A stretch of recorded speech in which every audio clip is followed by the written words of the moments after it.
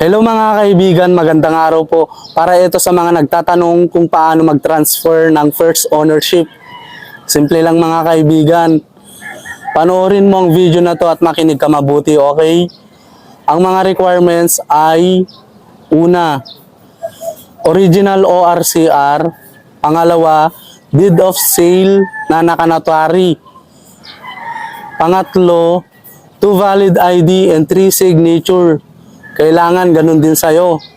Pang-apat, PNP or HPG clearance. Sa mga hindi na rin makita yung may-ari ng first owner, huwag mo nang problemahin dahil may solusyon na tayo dyan. Kailangan mo lang magpagawa ng affidavit of first ownership, katibayan na ikaw ang nakabili ng motor.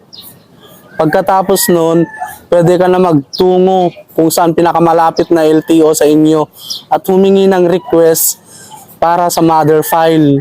Alam mo ba yung mother files na sinasabi ko?